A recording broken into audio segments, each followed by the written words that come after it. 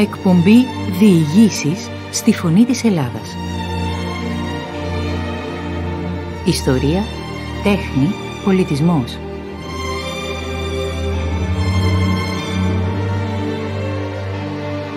Αφήγηση Μαρία Καραγιαννάκη Ιωνά. Επιμέλεια ήχου Κωνσταντίνος Κυριακάκης. Διεύθυνση Απόδημου Ελληνισμού ΕΡΤ.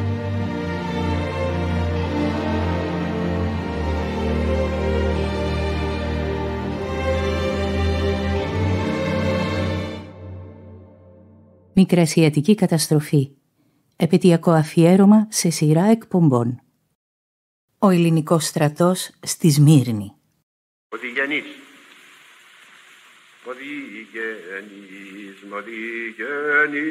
ψυχομαχή, κηγής τον τρομάσει, κηγής τον τρομάσει. Κι πλάκατον ανατριχιά, κι πλάκατον ανατριχιά, που θα τον σκεπάσει, που θα τον σκεπάσει. Γιατί είναι κι που κοίταται, γιατί είναι κι που κοίταται, λόγια δριωμένα λέει, λόγια δριωμένα λέει. Να χαινηγείς πατήματα, να χαινηγείς πατήματα, κι ο ουρανός κερκέλα, κι ο ουρανός κερκέλα. Να πατούντα πατήματα,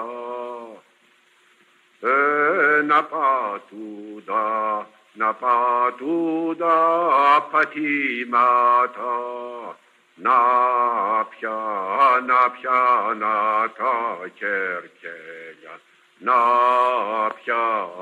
πιάνα τα κερκέλια. Να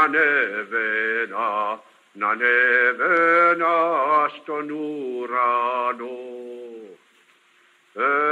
να ανέβαινα στον ουρανό, να διπλωθώ να κάτσω, να διπλωθώ να κάτσω, να δώσω σύσμα του ουρανού.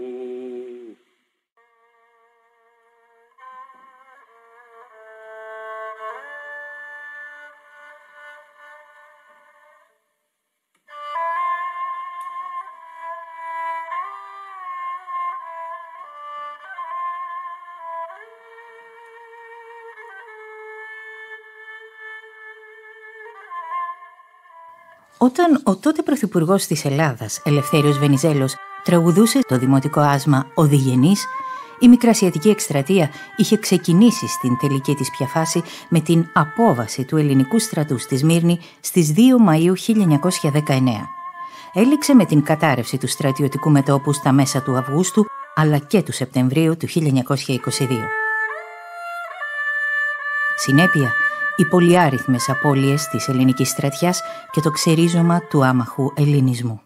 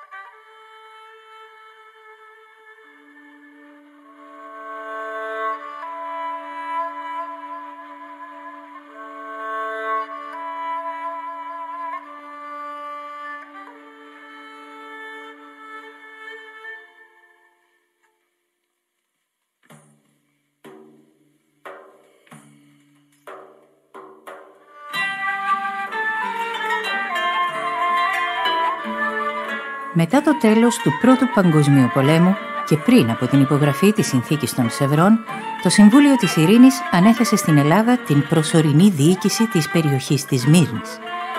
Ο κύριος λόγος της υπογραφής ήταν ότι υπήρχαν σοβαρές αποδείξεις ότι ο τουρκικός στρατός είχε αρχίσει σφαγές και διώξεις εναντίον του ελληνικού στοιχείου από την περιοχή της Μύρνης, όπως ακριβώς είχε συμβεί και με τους Έλληνες του Πόντου από το 1915 και έπειτα, και οι οποίες αποδείξεις είχαν πάρει τη μορφή γενοκτονίας.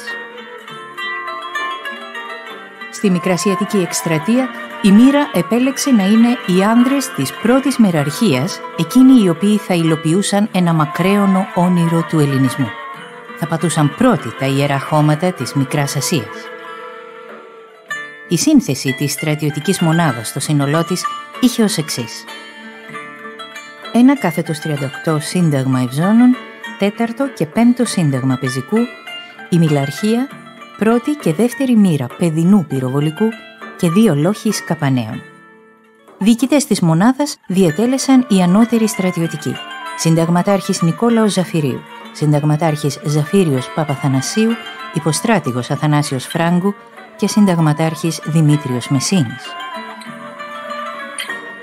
Στις 2 Μαΐου του 1919, ελληνικά στρατεύματα αποβιβάζονται στην πόλη της Μύρνης, προκαλώντας κύμα ενθουσιασμού στον ελληνικό πληθυσμό. Οι ντόπιοι Έλληνες ξεσηκώνονται. Μέσα σε ζητοκραυγές και αλλαλαγμούς σπέβδουν στην προκυμαία να υποδεχθούν τον ελληνικό στρατό. Ο Μητροπολίτης Μύρνης Χρυσόστομος, μαζί με άλλους ιερείς και αρχές της πόλης, υποδέχεται και ευλογεί τα ελληνικά στρατεύματα. Ταυτόχρονα όμως εξάπτεται και ο φανατισμός των Τούρκων. Η απόβαση των ελληνικών στρατευμάτων προκαλεί έντονη αντίδραση στο τουρκικό στοιχείο, καθώς οι σχέσεις των Τούρκων με τους Έλληνες ήταν ήδη αρκετά τεταμένες λόγω των αλλεπάλληλων στρατιωτικών επιτυχιών του ελληνικού στρατού.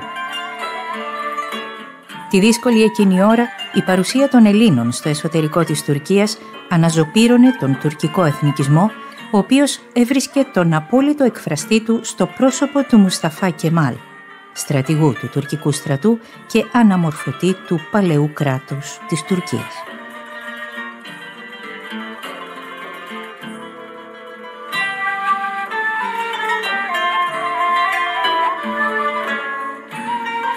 Ο Κεμάλ διοργανώνει άμεσα στρατό. Στην αρχή δεν έχει τη δυνατότητα να αντιπαρατεθεί με τους Έλληνες και εφαρμόζει κλεφτοπόλεμο στις παρυφές των ελληνικών θέσεων. Ο κλεφτοπόλεμος αυτός αναγκάζει τον Ελευθέριο Βενιζέλο να στέλνει διαρκώς ενισχύσεις στη Μικρά Ασία. Παράλληλα, ο Βενιζέλος ζητά την άδεια από τους συμμάχους να επιτεθεί κατά των κεμαλικών θέσεων που βρίσκονται εκτός της περιοχής της Μύρνης. Οι σύμμαχοι δίνουν την άδεια, αλλά υπογραμμίζουν ότι η Ελλάδα θα ενεργήσει με δική της ευθύνη και σε καμία περίπτωση οι σύμμαχοι δεν θα εμπλακούν σε στρατιωτικές επιχειρήσεις.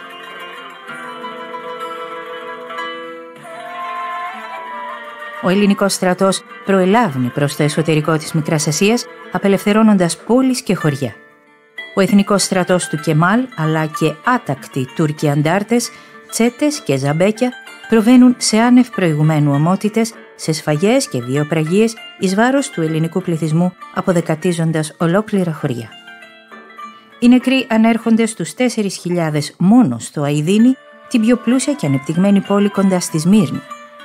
Δεκάδες άλλοι, τραυματίες και αιχμάλωτοι, οδηγήθηκαν και αποδεκατίστηκαν από τις κακουχίες στα τάγματα εργασίας, τα λεγόμενα αμελέτα μπουρού, σε ατελείωτες πορείες στα βάθη της Μικράς Ασίας χωρίς προορισμό. Ο ανθρώπινος νους δεν μπορεί να συλλάβει ακόμα και σήμερα τις ανίποτες ομότητες που διέπραξαν οι κεμαλικοί τόσο στον ντόπιο πληθυσμό των χριστιανών σε όλη τη Μικρά Ασία, αλλά όσο και εις βάρος του ελληνικού στρατού.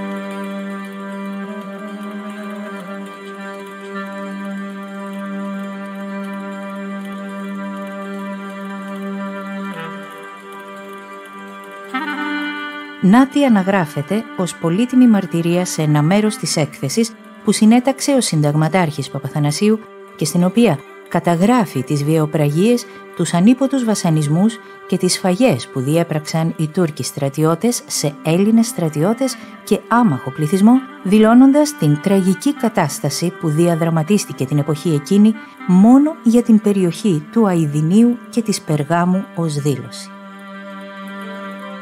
Στην έκθεσή του ο συνταγματάρχης Παπαθανασίου δηλώνει: «Ο λοχαγός Τριβεζάς, κατά την ανακατάληψη της Περγάμου, είδε επί τινός υψώματος των στρατιώτην του 8ου Συντάγματος Κοζακίτην εκ Κερκύρας νεκρών με αποκεκομένα τα πόδια. Ο πυροβολητής του αυτού λαμού Αργυράκης αναφέρει ότι στη διασταύρωση των οδών Μενεμένης και Δεκελή Περγάμου είδε 3 στρατιώτες της πρώτης μοίρας πυροβολικού, ο εις είχε αποκεκομένων των λαιμών, είδε άλλοι τους πόδας. Ο ανθιπολοχαγός της 12ης μοίρας πυροβολικού Ματιάτος Πέτρος, κατά την κατάληψη της Περγάμου, έβρε στρατιώτην νεκρών, ως της έφερε δοκών μεταξύ των 2 σκελών του, τι εν τούτο θραυσμένων κατά των μοιρών, με αποκεκομένη τη φύση και την κεφαλήν επίσης τεθραυσμένη. Εις τον ένα πόδα έφερε εν μέγα καρφή, εις τα σχήρας δε και τους πόδας πολλάς εκδοράς.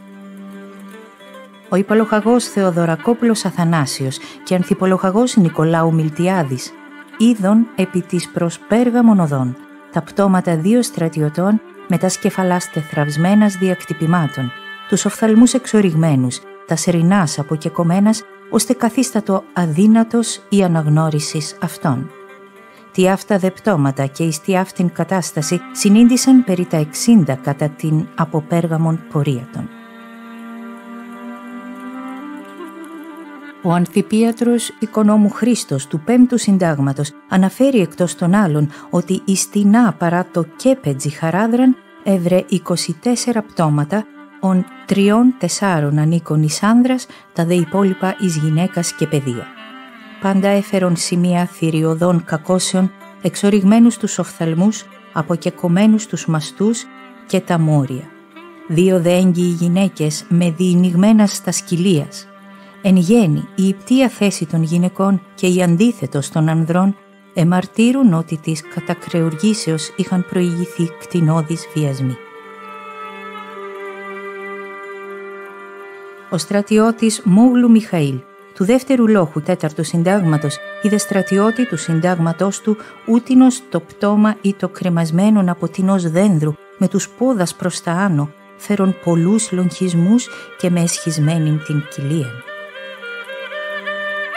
Ο στρατιώτης Σκύλας Κωνσταντίνος του 5ου λόχου, 1/38 ευζώνων, είδε παρά την δυτικήν παρυφήν του Αηδινίου στρατιώτην κατακριουργημένον με την φύσιν και κομμένην και τεθειμένην εις τον στόμαν του τους δε πόδας του εγδαρμένους. Ο ανθιπολοχαγός πυροβολικού Δελιβοριάς κατά τας επιχειρήσεις του Αηδινίου ανέβρε πτώμα στρατιώτου τελείως παραμορφωμένων και δεδεμένων επί τινός δένδρου. Ο Λοχίας Ευζώνων Λαμπράκης είδεν εντός Χαράδρας Αηδινίου περί τα 20 πτώματα κατακριουργημένα. 2 έως 3 εξ αυτών ανήκον εις άνδρας μεθενός ιερέως. Τα δε λοιπά πτώματα ήσαν γυναικών, φερουσών εις τα σαγκάλας των τανιπίαντων και με τους μαστούς τους κεκομένους. Εν Αηδίνη, την 24ου Ιουλίου 1919, ο μέραρχος συνταγματάρχης Παπαθανασίου.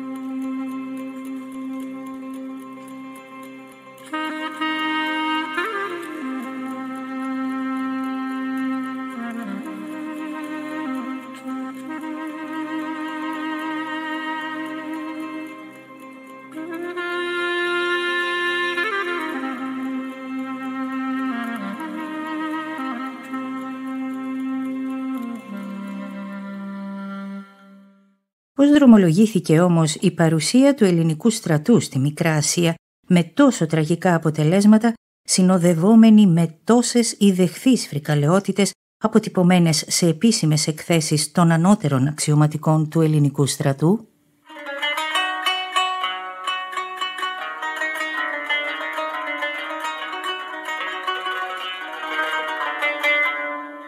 Το τέλος του Πρώτου Παγκοσμίου Πολέμου βρήκε την Ελλάδα στο στρατόπεδο των νικητών, ενώ τη Βουλγαρία και την Τουρκία στο στρατόπεδο των ηττημένων.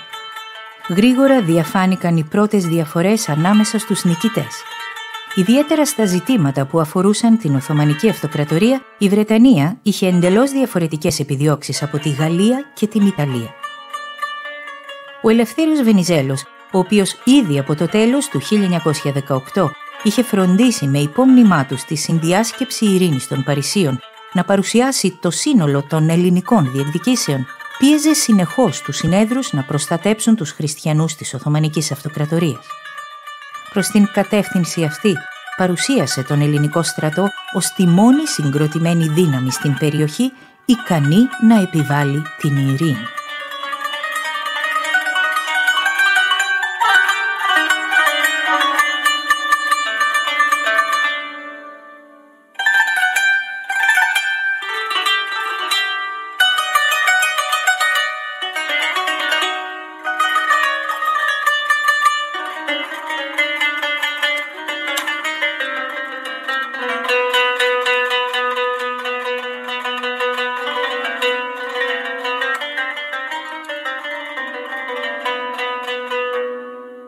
Ο ελληνικός στρατός στη Σμύρνη.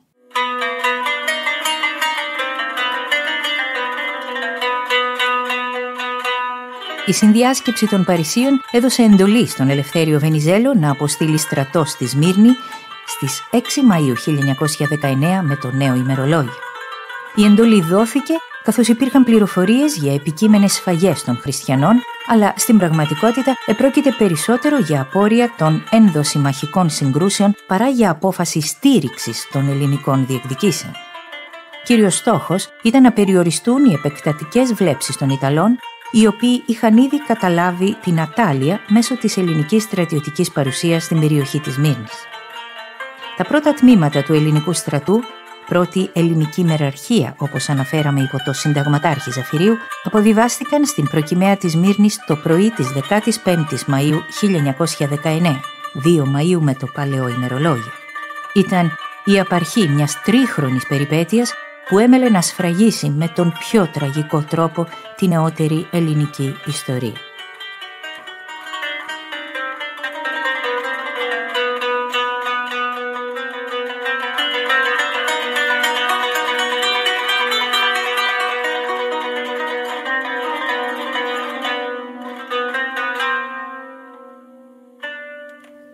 Η επέκταση της ζώνης της ελληνικής κατοχής.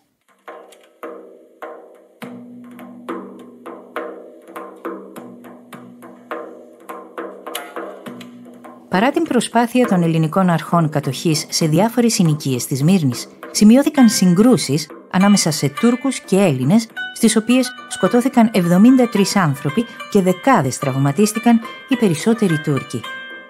Το γεγονός αυτό συντέλεσε στη μείωση του κύρους της Ελλάδας ως εντολοδόχου δύναμης και στην ενίσχυση της ανθελληνικής προπαγάνδας των Τούρκων εθνικιστών. Λίγες μέρες μετά την αποβίβαση των Ελλήνων στη Σμύρνη, το ελληνικό Γενικό Επιτελείο διέταξε εκαθαριστικές επιχειρήσεις στην περιοχή. Στο τέλος του 1919, η προς Ανατολάς προέλαση έφτασε σε βάθος 120 περίπου χιλιόμετρων. Στην κοιλάδα του Μεάνδρου καταλήφθηκε το Ναζλί και με σημαντικές απώλειες αμάχων και το Αηδίνο.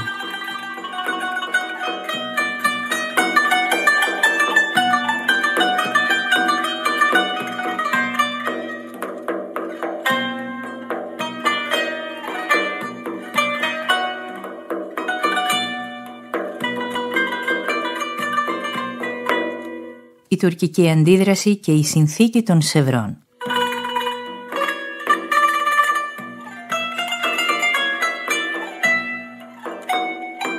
Το Μάιο του 1919, ο Τούρκος στρατηγός Μουσταφά Κεμάλ Πασάς έφτασε στη Σαμψούντα με την ιδιότητα του Γενικού Επιθεωρητή των Στρατιωτικών Δυνάμεων των Ανατολικών Επαρχιών και άρχισε να οργανώνει τις κινήσεις των Τούρκων ενάντια στις ξένες δυνάμεις και κυρίως ενάντια στους Έλληνες.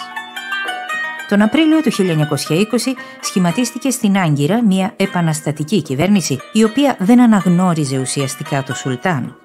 Η παρουσία και η συνεχής ενίσχυση του κεμαλικού κινήματος έπεισαν τους συμμάχους να επιτρέψουν την ακόμη μεγαλύτερη διεύρυνση της ελληνικής ζώνης κατοχής στη Μικρά Ασία το Μάρτιο του 1920. 4 μήνες μετά, τον Ιούλιο του 1920, ο ελληνικός στρατός προήλασε σε βάθος 150 χιλιόμετρων και σταθεροποίησε το μέτωπο στη γραμμή Πάνορμος Προύσα-Ουσάκ. Την ίδια περίοδο, ελληνικές στρατιωτικές δυνάμεις προωθήθηκαν στην Ανατολική Θράκη, φτάνοντας μέχρι τα περίχωρα της Κωνσταντινούπολης. Η υπογραφή της Συνθήκης Ειρήνης με την Τουρκία έλαβε χώρα στις Σέβρες της Γαλλίας στις 28 Ιουλίου έως 10 Αυγούστου του 1920. Οι όροι της αποτελούν θεωρητικά ένα μεγάλο επίτευγμα για την Ελλάδα, η οποία αναλάμβανε τη διοίκηση της περιοχής της Μύρνης και της ενδοχώρας για χρονικό διάστημα 5 ετών. Μετά την παρέλευση αυτού του χρόνου, οι κάτοικοι με ελεύθερο δημοψήφισμα θα αποφάσιζαν για το μέλλον της περιοχής. Επίσης, στην Ελλάδα δίνονταν η Ανατολική Θράκη και τα νησιά Ήμβρος και Τένεδος. Στην πραγματικότητα, τη συνθήκη υπέγραψε η σχεδόν χωρίς εξουσία σουλτανική κυβέρνηση, ενώ αμέσως μετά την υπογραφή της, οι Γάλλοι και οι Ιταλοί έσπευσαν να βρουν τρόπους επικοινωνίας με τον Κεμάλ για να διασφαλίσουν τα συμφέροντά τους έναντι των Βρετανών.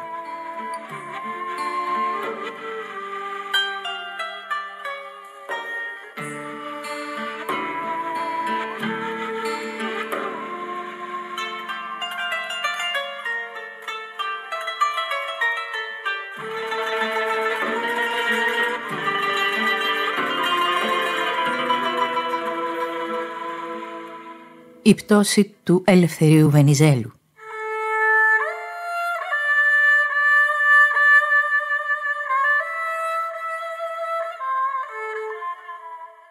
Τα αποτελέσματα των εκλογών της 1ης Νοεμβρίου του 1920 ήταν καταδικαστικά για την πολιτική του Ελευθερίου Βενιζέλου και των φιλελευθέρων.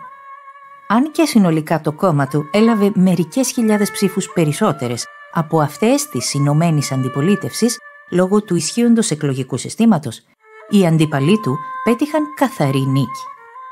Η πολιτική του κριτικού πολιτικού, όσο και αν υπήρξε μεγαλόπνοη και επιτυχής, κούρασε τον ελληνικό λαό, ο οποίος βρισκόταν σε συνεχή επιστράτευση από το 1912, ενώ οι αυθαιρεσίες μικρομεσαίων στελεχών του κόμματός του την περίοδο 1917-1920 προκάλεσαν έντονες αντιδράσεις στο μεγαλύτερο τμήμα του ελληνικού λαού.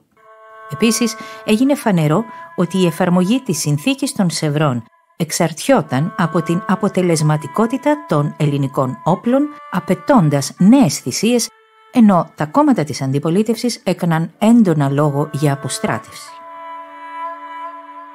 Μετά την εκλογική του ήττα, ο Ελευθέριος Βενιζέλος αναχωρεί για το εξωτερικό, ενώ άνοιξε ο δρόμος για την επιστροφή του εξόριστου Κωνσταντίνου παρά την αντίθετη άποψη που είχαν εκφράσει οι σύμμαχοι.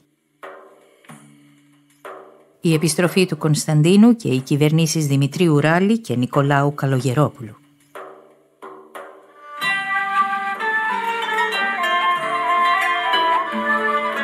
Το Δεκέμβριο του 1920, η κυβέρνηση Δημητρίου Ράλη οργάνωσε δημοψήφισμα για την επάνωδο του Κωνσταντίνου.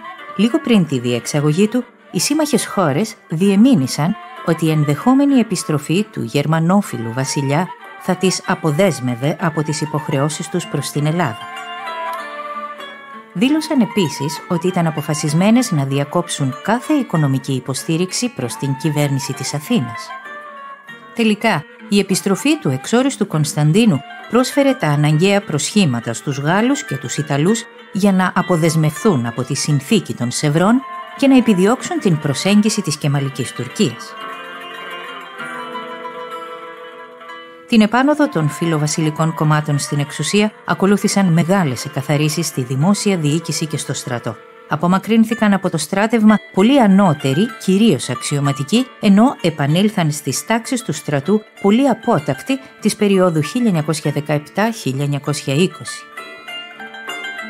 Νέος αρχιστράτηγος στη θέση του Λεωνίδα Παρασκευόπουλου διορίστηκε ο στρατηγός Αναστάσιος Παπούλας, ο οποίος ανέλαβε και τη διεύθυνση των επιχειρήσεων στο μέτωπο της Μικράς Ασίας.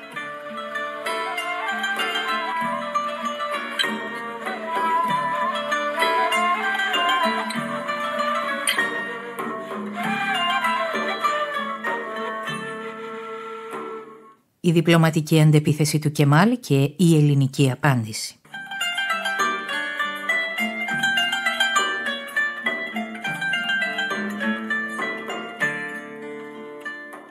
Το Φεβρουάριο του 1921 συνήλθε στο Λονδίνο η διασυμμαχική διάσκεψη ώστε να εξεταστεί η κατάσταση που επικρατούσε στην Ανατολή. Σε αυτή προσκλήθηκαν και εκπρόσωποι των Τούρκων εθνικιστών, κίνηση που αποτέλεσε επίσημη αναγνώριση του κεμαλικού καθεστώτος. Η διάσκεψη γρήγορα κατέληξε σε αδιέξοδο και οι κεμαλικοί εκμεταλλεύτηκαν το γεγονός προχωρώντας σε μυστικές συναντήσεις με τους Γάλλους και τους Ιταλούς που οδήγησαν στην υπογραφή συμφωνιών. Με βάση αυτές, οι δύο χώρες δέχονταν να αποσύρουν τα στρατεύματά τους με αντάλλαγμα την κατοχύρωση των συμφερόντων τους στην περιοχή. Την ίδια περίοδο πύκνωσαν οι επαφές ανάμεσα στους εθνικιστές και τη Σοβιετική Ένωση, η οποία άρχισε να ενισχύει ποικιλοτρόπως τον πολεμικό αγώνα των Τούρκων. Το διπλωματικό αδιέξοδο της διάσκεψης του Λονδίνου και η διπλωματική αναγνώριση έστω de facto του κεμαλικού κινήματος έκαναν επιτακτική την ανάγκη για ανάληψη επιθετικής πρωτοβουλίας από την πλευρά του ελληνικού στρατού. Στην κατεύθυνση αυτή κινήθηκαν και οι σχετικές παρενέσεις των Βρετανών.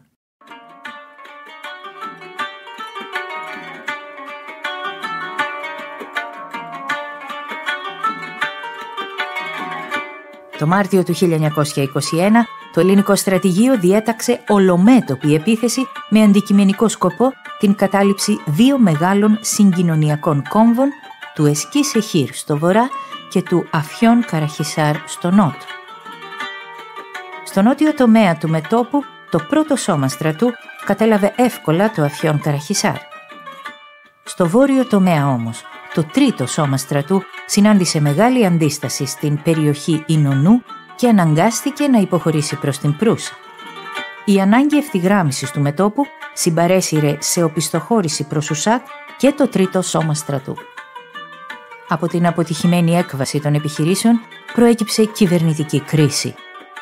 Ο Πρωθυπουργός Νίκος Καλογερόπουλος παραιτήθηκε τη δεδομένη στιγμή, αναλαμβάνοντας την πρωθυπουργία της χώρας ο ισχυρός άνδρας της κυβερνητικής πλειοψηφίας Δημήτριος Γούναρης. Η πορεία προς την Άγκυρα.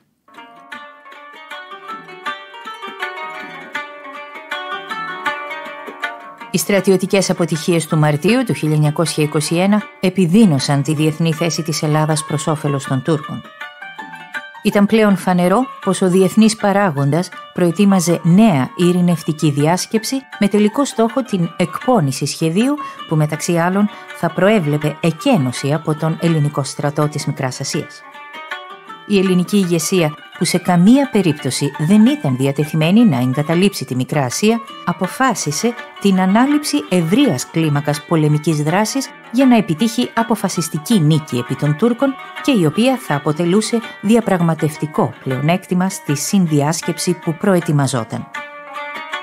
Για την προετοιμασία της επίθεσης έφτασε στη Σμύρνη ο εξόριστος έως τότε βασιλιάς Κωνσταντίνος, συνοδευόμενος από τον πρωθυπουργό Δημήτριο Γούναρη. Η ελληνική επίθεση και το μεγάλο δίλημμα. Η επίθεση εκδηλώθηκε σε όλο σχεδόν το μέτωπο στις 25 Ιουνίου του 1921, σύμφωνα με το παλαιό ημερολόγιο, αλλά επικεντρώθηκε κυρίως στον κεντρικό τομέα στην περιοχή της Κιουτάχιας, την οποία ο ελληνικός στρατός κατέλαβε στις 4 Ιουλίου του 1921. Λίγες μέρες νωρίτερα, στο νότιο τομέα είχε κυριευτεί και το Αφιόν Καραχισάρ. Μετά την κατάληψη του συγκοινωνιακού κόμβου της Κιουτάχιας από τους Έλληνες, οι Τούρκοι υποχώρησαν προς το Εσκή Σεχίρ. Στις 8 Ιουλίου, ο Ισμέτ Πασάς Ινονού εξαπέλυσε ευρείας κλίμακας αντεπίθεση στην περιοχή του Εσκι Σεχίρ, η οποία αποκρούστηκε από τις ελληνικές δυνάμεις. Η τουρκική υποχώρηση συνέβη μέσα σε κλίμα απόλυτης αταξίας με βαριές απώλειες. Οι τουρκικές δυνάμεις πρόλαβαν να υποχωρήσουν πέρα από τον Σαγκάριο ποταμό και να ανασυνταχθούν. Οι τελευταίες επιτυχίες του ελληνικού στρατού έθεσαν το δίλημμα στην ελληνική ηγεσία. Ο έλεγχος της στρατηγικής σημασίας της σιδηροδρομικής γραμμής Εσκι Σεχίρ Αφιόν Καραχισάρ ήταν μια ιδιαίτερα σημαντική επιτυχία, όμως η ανασύνταξη του κεμαλικού στρατού πέρα από το Σαγκάριο συνιστούσε μια διαρκή απειλή για τον ελληνικό στρατό. Στο Πολεμικό Συμβούλιο που συγκλήθηκε στην Κιουτάχια στις 15 Ιουλίου του 1921 αποφασίστηκε η προέλαση στην Άγκυρα με αντικειμενικό σκοπό την κατάληψη της πρωτεύουσας των εθνικιστών και την καταστροφή των βάσεων εφοδιασμού τους. Στη συνέχεια, ο ελληνικός στρατός θα ανασυντασσόταν στην κύρια γραμμή άμυνας Εσκι Σεχίρ Αφιόν Καραχισάρ.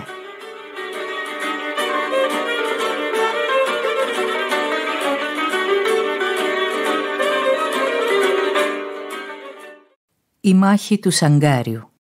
Την 1η Αυγούστου του 1921, ο ελληνικός στρατός ξεκίνησε από τις θέσεις εξόρμησης για το Σαγκάριο. Η δύναμή του αριθμούσε 3 σώματα στρατού και μία ανεξάρτητη ταξιαρχία ιππικού. Στη βόρεια πλευρά υπήρχε το 3ο σώμα στρατού, ενώ νοτιότερα κινήθηκαν το 1ο και το 2ο σώμα. Περισσότερο επίπονη υπήρξε η πορεία του 2ου σώματος στρατού μέσα από την αλμυρά έρημο. Η εξαντλητική πορεία κάτω από τον καυτό ήλιο και οι δυσκολίες κατά τον ανεφοδιασμό εξουθένωσαν τις ελληνικές δυνάμεις. Στις 10 Αυγούστου οι ελληνικές εμπροστοφυλακές έφτασαν στο Σαγκάριο και στις 23 του ίδιου μήνα άρχισε η γενική επίθεση των Ελλήνων.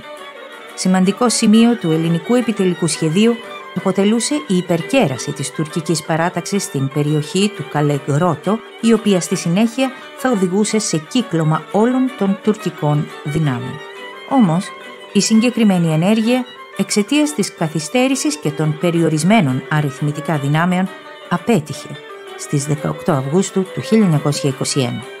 Η πήρια νίκη των τουρκικών στρατευμάτων ανάγκασε την ελληνική ηγεσία να αλλάξει τους αρχικούς στόχους της.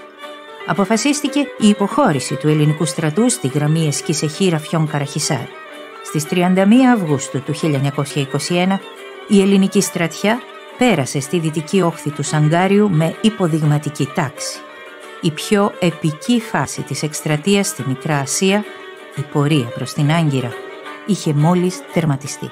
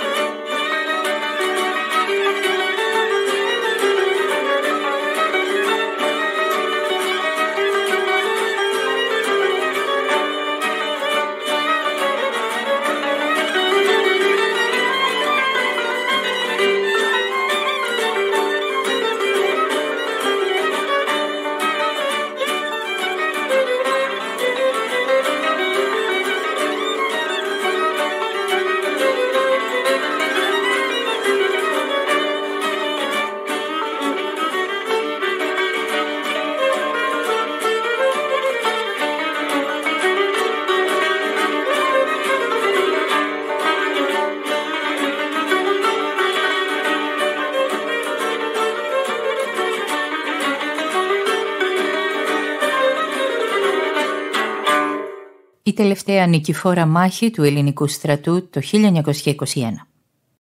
Στο τέλος του Σεπτεμβρίου του 1921 εκδηλώθηκε τουρκική επίθεση στο νότιο τομέα στην περιοχή του Αφιόν Καραχισάρ, που αποτελούσε σημαντικό συγκοινωνιακό κόμβο.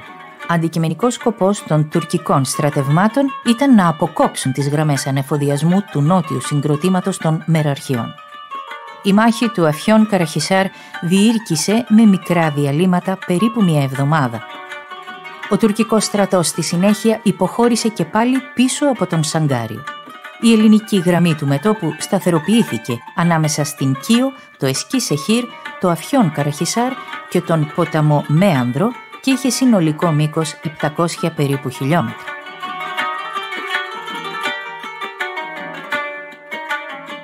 Η διπλωματική αντεπίθεση του Μουσταφά Κεμάλ. Από το Μάρτιο του 1921, η κεμαλική κυβέρνηση ξεκίνησε μια έντονη διπλωματική δραστηριότητα που περιλάμβανε μυστικές επαφές με τους Γάλλους και τους Ιταλούς και απευθείας επαφές με τους Σοβιετικούς. Τον Οκτώβριο του 1921, οι Τούρκοι υπέγραψαν ένα σύμφωνο με τη Γαλλία, πιο γνωστό ως Σύμφωνο Franklin-Bouillon από το όνομα του Γάλλου διαπραγματευτή. Με αυτό τέθηκε τέλος στη γαλλική κατοχή της Κιλικίας. Ως αντάλλαγμα, οι Γάλλοι εξασφάλισαν σημαντικές οικονομικές παραχωρήσεις σε ολόκληρη τη Μικρά Ασία, ενώ μεγάλη ποσότητα γαλλικού πολεμικού υλικού παραχωρήθηκε στους Τούρκους. Η ανάπτυξη καλών σχέσεων με την τότε Ένωση Σοβιετικών Σοσιαλιστικών Δημοκρατιών αποτελούσε το δεύτερο σκέλος της κεμαλικής διπλωματίας. Με την υπογραφή μιας σειράς συμφωνιών, η Τουρκία καθόρισε με επωφελή για εκείνη τρόπο τα σύνορά της με τη Σοβιετική Ένωση, ενώ συγχρόνως εξασφάλισε τον απρόσκοπτο ανεφοδιασμό της με πολεμοφόδια από τα λιμάνια στον Εύξηνο Πόντο.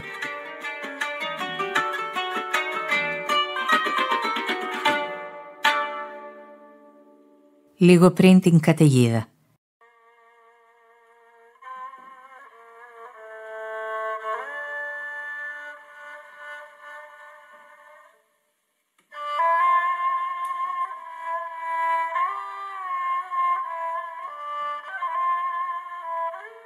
Η αποτελμάτωση των επιχειρήσεων στο μικρασιατικό μέτωπο καταράκωσε το ηθικό των ελληνικών δυνάμεων.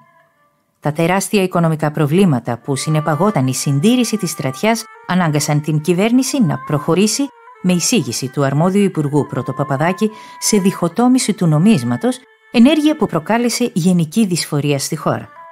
Οι συνεχείς κυβερνητικές αλλαγές στην Αθήνα, η αντικατάσταση του αρχιστράτηγου Παπούλα από τον Χαντζή Ανέστη, οι αγωνιώδεις προσπάθειες της ελληνικής κυβέρνησης να πείσει τους πρώην συμμάχους να προτείνουν κάποιο σχέδιο για την επίλυση του προβλήματος σε συνδυασμό με την απόλυτη αδιαλαξία του Κεμάλ, φανέρωναν τη σκληρή πραγματικότητα πως η τελευταία σκηνή θα πεζόταν στο πεδίο της μάχης.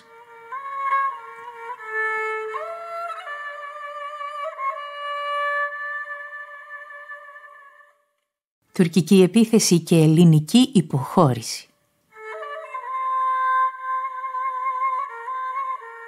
Τα ξημερώματα της 13ης Αυγούστου του 1922, με το παλαιό ημερολόγιο, άρχισε η αναμενόμενη τουρκική επίθεση. Εκδηλώθηκε στο νότιο τομέα, στην περιοχή του Αφιόν Καραχισάρ. Ο ελληνικός στρατός, που το ηθικό του είχε καταρακωθεί λόγω της μακράς παραμονής του στο μέτωπο, αλλά και της γενικότερης προπαγάνδας που είχε αναπτυχθεί στις τάξεις του, γρήγορα έπαψε να αντιστέκεται αποτελεσματικά και άρχισε να υποχωρεί προς το Αιγαίο σε απόλυτη αταξία, ενώ τον ακολουθούσαν πλήθη προσφύγων που προσπαθούσαν να βρουν καταφύγιο στη Σμύρνη και στη συνέχεια στην Ελλάδα. Στο βόρειο τομέα, το τρίτο σώμα στρατού υποχώρησε με σχετική τάξη και κατευθύνθηκε προς τα λιμάνια της Πανόρμου και της Κιζίκου, όπου επιβιβάστηκε σε πλοία που θα το μετέφεραν στην Ελλάδα. Μέχρι τις 4 Σεπτεμβρίου του 1922 και ο τελευταίος Έλληνας στρατιώτης είχε εγκαταλείψει το μικρασιατικό έδαφος. Η κατάληψη και ο εμπρισμός της Σμύρνης.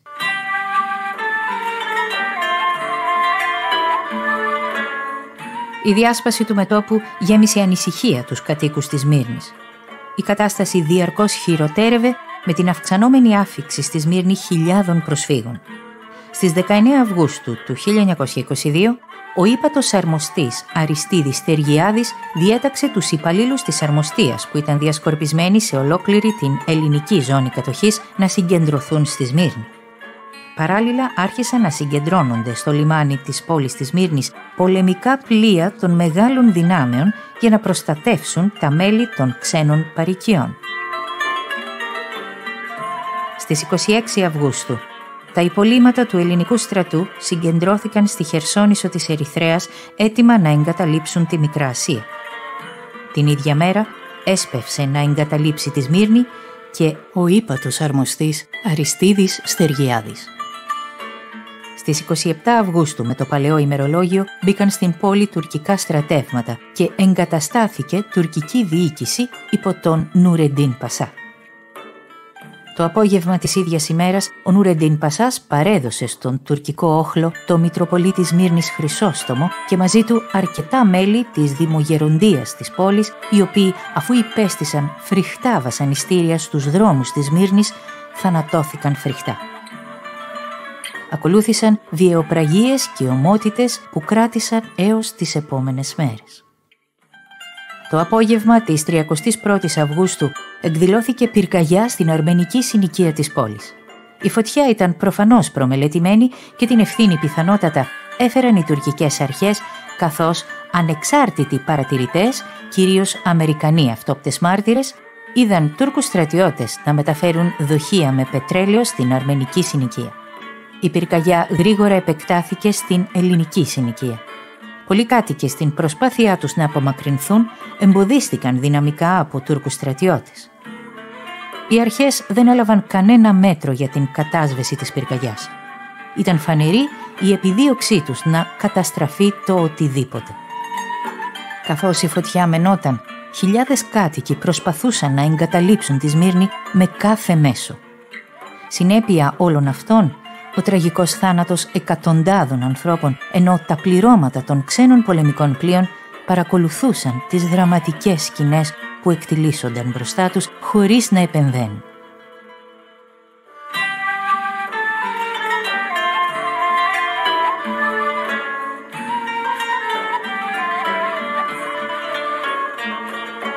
Η καταστροφή αποτέφρωσε 55.000 σπίτια, 5.000 καταστήματα, 21 εκκλησίες, 32 σχολεία, 5 προξενία, 7 λέσχες, 5 τράπεζες και 5 νοσοκομεία.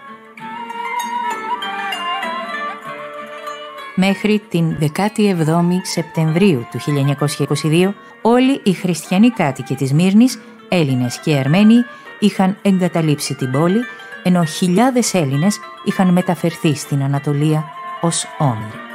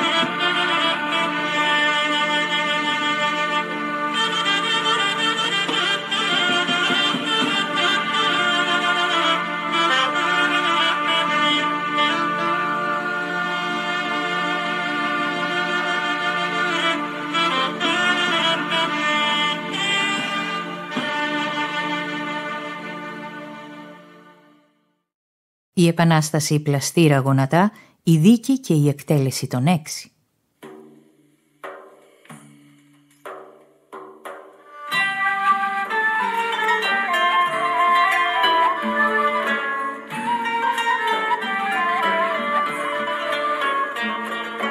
Στις 11 Σεπτεμβρίου του 1922, με το παλαιό ημερολόγιο, εκδηλώθηκε κίνημα στις τάξεις του στρατού, ο κύριος όγκος του οποίου ήταν συγκεντρωμένο στοιχείο και τη Μυτιλήνη. Την ίδια στιγμή είχε σχηματιστεί στην Αθήνα Επαναστατική Επιτροπή, που βρισκόταν σε στενή επαφή με τους κινηματίες, αρχηγοί των οποίων ήταν οι συνταγματάρχες Νικόλαος Πλαστήρας και Στυλιανός Γονατάς. Σε προκήρυξή τους, οι επαναστάτες ζητούσαν παραίτηση της κυβέρνησης Τριανταφυλάκου, απομάκρυνση από το θρόνο του βασιλιά Κωνσταντίνου και παραίτησή του υπέρ του διαδόχου Γεωργίου του Δευτέρου, ενώ ζητούνταν ακόμα διάλυση της Βουλής και ενίσχυση του στρατού στη Θράκη. Στις 14 Σεπτεμβρίου, ο Κωνσταντίνος παραιτήθηκε υπέρ του διαδόχου και αναχώρησε για το εξωτερικό. Συγχρόνως σχηματίστηκε πολιτική κυβέρνηση με πρωθυπουργό το Σωτήριο Κροκιδά. Με διάταγμα οριζόταν ανακριτική επιτροπή με πρόεδρο το Θεόδωρο Πάγκαλο, που θα διερευνούσε τις ευθύνες των πολιτικών που κυβέρνησαν τη χώρα μετά τον Νοέμβριο του 1920, καθώς και έκτακτο στρατοδικείο που θα ετοίμαζε ώστε να δικάσει τους προτέτειους της Σίτας στη Μικρά Ασία. Σε δίκη παραπέμφθηκαν οι πολιτικοί Δημήτριος Γούναρης, Πέτρος Πρωτοπαπαδάκης, Νικόλαος Θεοτόκης, Γεώργιος Μπαλτατζής, Νικόλαος Στράτος, καθώς και οι στρατιωτικοί Γεώργιος Χαντζιανέστης, Μιχαήλ Γούδας και Ξενοφόντας στρατηγός. Με συνοπτικές διαδικασίες, το δικαστήριο καταδίκασε σε θάνατο για εσχάτη προδοσία όλους τους πολιτικούς, καθώς και το στρατηγό Χαντζιανέστη, οι οποίοι εκτελέστηκαν άμεσα μετά την έκδοση της απόφασης.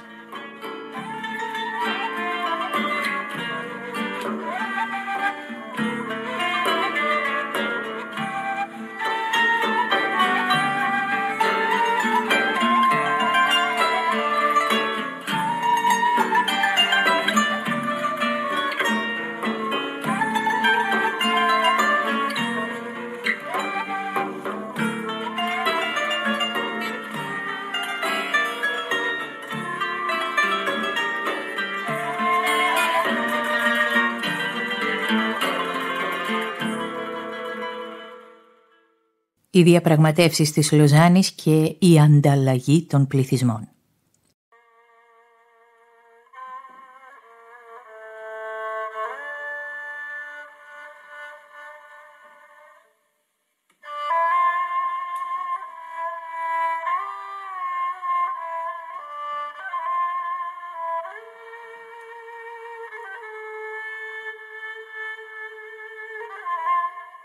Στη Λοζάνη της Ελβετίας, τον Νοέμβριο του 1922, άρχισαν οι διαπραγματεύσεις για τη σύναψη ειρήνης μεταξύ Ελλάδας και Τουρκίας. Την ηγεσία της ελληνικής αντιπροσωπείας ανέλαβε ο Ελευθέριος Βενιζέλος, αποδεχόμενος σχετική πρόταση της Επαναστατικής Επιτροπής. Επικεφαλής της τουρκικής αντιπροσωπείας, ο Ισμέτη Νονού Πασάς. Η συνδιάσκεψη διήρκεσε 8 περίπου μήνες. Σε αυτό το διάστημα, πολλές φορές οι εργασίες κινδύνεψαν να διακοπούν. Συνολικά υπογράφτηκαν 5 συνθήκες και συμβάσεις. Η Συνθήκη Ειρήνης, η Σύμβαση για το καθεστώς των στενών, η Σύμβαση για την ανταλλαγή των πληθυσμών, η Σύμβαση για τα σύνορα της Θράκης και το Σύμφωνο για την απελευθέρωση των πολιτών ομήρων και την ανταλλαγή των αιχμαλώτων. Η ανταλλαγή των πληθυσμών αποτέλεσε το πιο λεπτό ζήτημα από όσα συζητήθηκαν στη Συνθήκη της Λοζάνης. Αποφασίστηκε η υποχρεωτική ανταλλαγή των πληθυσμών ανάμεσα στις δύο χώρες με βάση το θρήσκευμα και όχι την εθνικότητα. Η σύμβαση υπογράφθηκε στις 30 Ιανουαρίου του 1923, ημερομηνία με το νέο ημερολόγιο, ενώ από τον διακανονισμό εξαιρέθηκαν οι Έλληνες της Κωνσταντινούπολης, της Σύμβρου και της Τενέδου, καθώς και οι μουσουλμάνοι της Δυτικής Θράκης. Ως μια γενική αναφορά, διαπιστώνεται πως εξαιρέθηκαν περίπου 140.000 Έλληνες, και 100.000 μουσουλμάνοι. Η μαζική άφιξη των προσφύγων κάτω από διαφορετικές συνθήκες δημιούργησαν ανυπέρβλητες δυσκολίες και στις δύο πλευρές. Περίπου 1.100.000 Έλληνες της Μικράς Ασίας, κυρίως από τα παράλια, ήρθαν στην Ελλάδα λίγο μετά την καταστροφή. Ακολούθησαν άλλες 200.000 μέχρι το 1924, κυρίως Έλληνες του Πόντου και Καπαδόκες, στο πλαίσιο εφαρμογής της σύμβασης που αφορούσε την ανταλλαγή των πληθυσμών. Από το πρώτο προσφυγικό κύμα, από τους 1.100.000, μόνο 900.000 ήρθαν σχεδόν μόνο με τα ρούχα τους. Από την Ελλάδα προς την Τουρκία αποχώρησαν 550.000 μουσουλμάνοι.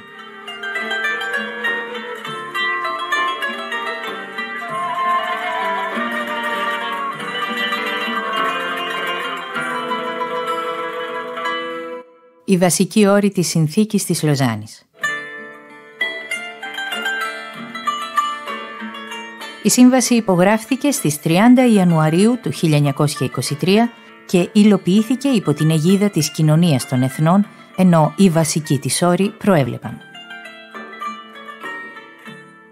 Από 1η Μαΐου 1923 αποφασίζεται η υποχρεωτική ανταλλαγή των Τούρκων υπηκόων ελληνικού ορθόδοξου δόγματος και των Ελλήνων υπηκόων μουσουλμανικής θρησκείας. Στην ανταλλαγή αυτή, με αναδρομική ισχύ, θα συμπεριληφθούν και όσοι Έλληνες ή Μωαμεθανοί έχουν ήδη μεταναστεύσει οποτεδήποτε από τον Οκτώβριο του 1912 και εξής. Η κινητή περιουσία που υπάρχει στα σπίτια, στα τεμένη, στις εκκλησίες, στα σχολεία, στα μοναστήρια ή στα νοσοκομεία τους, θα μπορεί να εξέλθει αδασμολόγητα από τη χώρα μαζί τους. Η ακίνητη περιουσία, καθώς θα εγκαταλείπεται, θα απογράφεται, θα εκτιμάται και θα ρευστοποιείται από τη Μεικτή Επιτροπή. Η διαδικασία ρευστοποίησης θα έχει αναδρομική ισχύ όσον αφορά τις περιουσίες Ελλήνων και Μωαμεθανών που έχουν ήδη μεταναστεύσει οποτεδήποτε από τον Οκτώβριο του 1912 και έπειτα.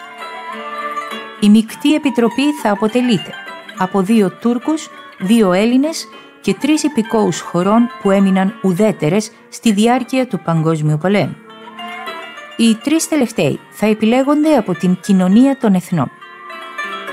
Κάθε πρόσφυγας θα λαμβάνει περιουσία ίσης αξίας με την περιουσία που εγκατέλειψε.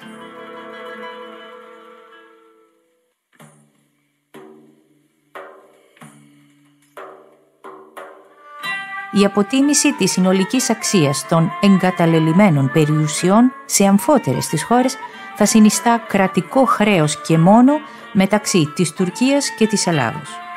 Αφού ολοκληρωθεί ο ισολογισμός, η πιστώτρια χώρα θα πάρει από τη χρεώστρια διακανονισμό εξόφλησης, σύμφωνα με τον οποίο ένα μέρος του χρέους θα πληρωθεί σε μετρητά και ένα άλλο σε κρατικά ομόλογα. Δεν επιτρέπεται να τεθούν εμπόδια, να ασκηθούν πιέσεις, ούτε να επιβληθούν φόροι στους μετανάστες. Όσοι εξαιρούνται της υποχρεωτικής ανταλλαγής είναι ελεύθεροι, αν το επιθυμούν, να μεταναστεύσουν. Εξαιρούμενοι θεωρούνται οι Έλληνες οι εγκατεστημένοι στην Κωνσταντινούπολη πριν τις 30 Οκτωβρίου του 1918 και οι Μωαμεθανοί κάτοικοι της Δυτικής Θράκης. Ο τραγικότερος επίλογος της συνθήκης της Λοζάνης ήταν πως πολλά από αυτά δεν ίσχυσαν. Οι επιταγές της συνθήκης έμειναν μόνο έγγραφες. Στην αποκατάσταση των περιουσιών ιδιαίτερα και των προσφύγων στην μακραίωνη γη της Ιωνίας.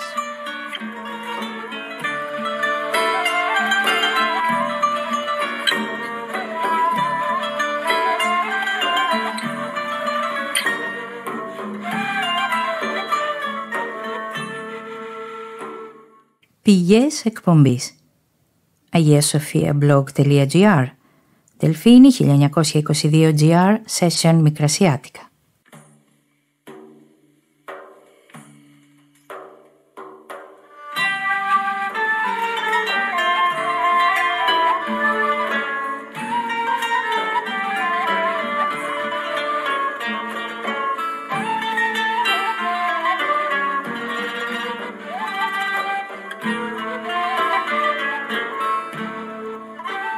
Εκπομπή διηγήσεις στη Φωνή της Ελλάδας. Ιστορία, τέχνη, πολιτισμός. Αφήγηση Μαρία Καραγιαννάκη-Ιωνά. Ηχοληψία Κώστας Κυριακάκης. Διεύθυνση Απόδημου Ελληνισμού ΕΡΤ. Μικρασιατική καταστροφή. Επαιτειακό αφιέρωμα σε σειρά εκπομπών.